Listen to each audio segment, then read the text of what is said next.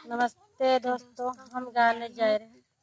बहुत अच्छा गीत है। आगे अच्छा लगे तो लाइक सब्सक्राइब कमेंट बॉक्स में जरूर बताना।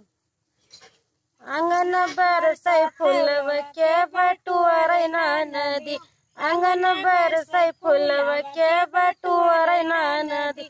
चारि महीना ठंडी के दिनवा, चारि महीना ठंडी के दिनवा।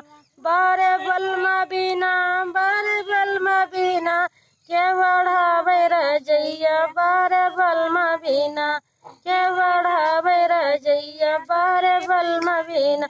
आंगन बरसै फूलव के बटुअर नदी, आंगन बरसै फूलव के बटुअर नदी। चारि महीना गर्मी के दिनवा, चारि महीना गर्मी के दिनवा।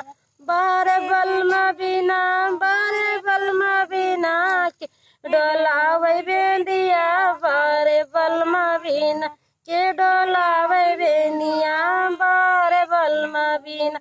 आंगन बरसै फूलव के बटुअर नदी, आंगन बरसै फूलव के बटुअर नदी।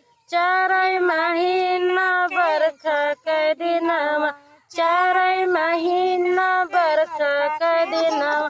बारे बलमा बिना, बारे बलमा बिना के छवावै बंगलवा, बारे बलमा बिना के छवावै बंगलवा, बारे बलमा बिना।